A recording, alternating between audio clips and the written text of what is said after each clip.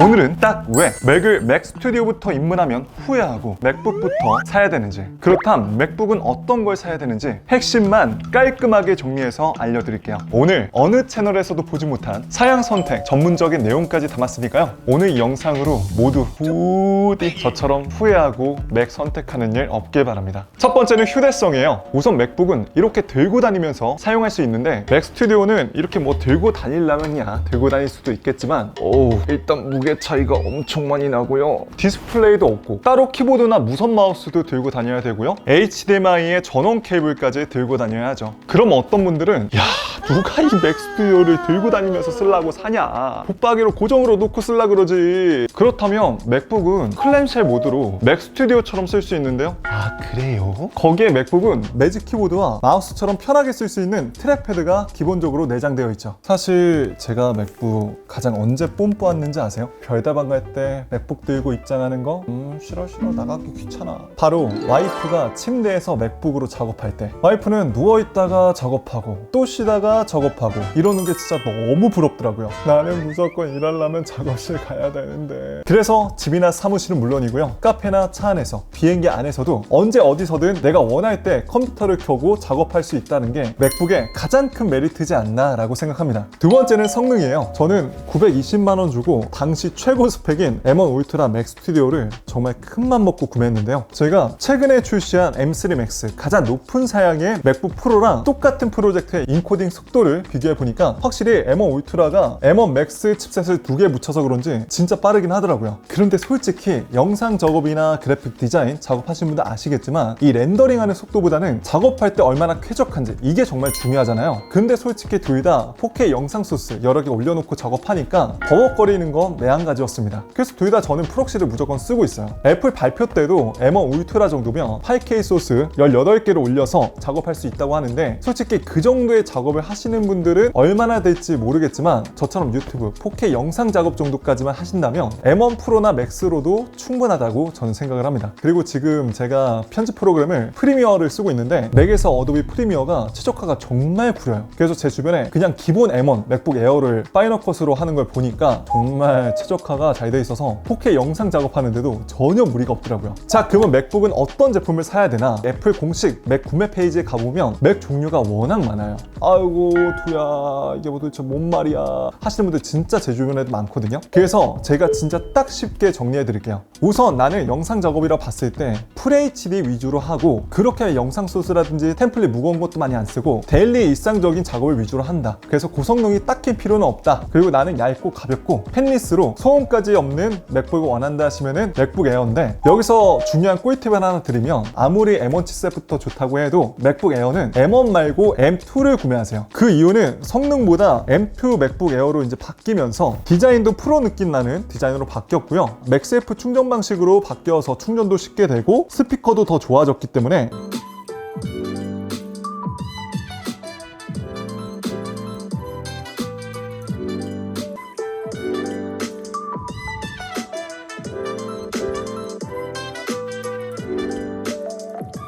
영상 작업하지 않더라도 미디어 시청만 하더라도 그 차이가 확연하게 느껴집니다. 그리고 M3 맥북 에어에서는 최대 18시간까지 쓸 수가 있는데, 사실 이거는 정말 애플이 얘기하는 최대 시간인 것 뿐이고, 저처럼 뭐 영상 렌더링이라든지 고사양 작업을 돌리시면은 배터리는 정말 살살살 녹습니다. 그리고 나는 프로라는 이름에 걸맞게 4K 영상 작업과 3D 그래픽 작업처럼 고사양의 작업이 필요하신 분들은 맥북 프로를 선택하시면 되는데요, 여기서부터는 디스플레이도 미니 LED로 바뀌면서 훨씬 더 밝고 선명하게 보이고, 포트 구성 또한 HDMI에다가 SD카드, 썬더볼트도 3개나 지원하기 때문에 연결성도 훨씬 좋습니다. 그리고 맥북 에어랑 맥북 프로도 성능을 어떻게, 옵션을 어떻게 타협하느냐에 따라서 가격이 20만원 정도밖에 차이가 안 나요. 자, 근데 프로가 정말 어려운 게, M3만 놓고 보더라도 M3 프로가 있고 M3 맥스가 있어요. 그리고 이 안에서도 코어 수가 나눠져 있고요. 쉽게 정리해드리면, 프로는 지금 하는 고사양 작업, 맥스는 미래에 대한 투자라고 보시면 됩니다. 왜냐면 4K는 지금 M3 프로만으로도 너무나 충분히 원활하게 되거든요. 저도 사실 사실은 지금 M3 Max 최고 높은 사양을 선택을 한 게 그래도 한번 이왕 큰맘 먹고 구매하는데 5년 이상은 스트레스 없이 버벅거림 없이 빠릿빠릿하게 쓰고 싶다 해서 큰맘 먹고 구매를 했는데 제가 공부를 해보니까 이 영상이나 그래픽 작업은 많은 분들이 그래픽 카드가 제일 중요하다고 알고 계시는데요. 사실상 CPU도 중요하고 GPU도 중요한데 CPU가 더 중요합니다. GPU는 정말 단순한 계산을 처리하는 녀석이고 CPU는 이 계산을 어떻게 하면 빨리 처리하고 효율적으로 처리할지 결정하는 친구거든요. 쉽게 말해서 우리 사람의 두뇌라고 보시면 돼요. 그래서 코어 수를 보실 때 성능 코어를 보면은 확실히 가격이 높은 만큼 성능 코어 차이가 나죠. 사실 이 정도 코어 수만 돼도 정말 4K 작업은 무난하게 돌릴 수 있는 스펙이기 때문에 맥스까지 선택하신 분들은 나는 한 5년 뒤에는 이제 8K 영상이 상용화 될 때 그때도 이 컴퓨터로 똑같이 무난하게 잘 돌리고 싶다 하시는 그 미래 투자입니다. 하지만 유튜브만 했다고 치면은 제가 봤을 땐 8K까지는 가는데 시간이 굉장히 오래 걸리지 않을까. 무엇보다 유튜브는 주로 스마트폰으로 영상을 보기 때문에 8K까지 되는 게 사실상 되게 어렵다고 저는 생각을 하거든요. 그래서 저는 사실 코어에 투자하기보다는 내가 똑같은 예산이 있으면 램에 투자하시고 그 다음에 코어, 그 다음에 저장 장치에 투자하시기 바랍니다. 자, 램도 많은 분들이 선택을 하실 때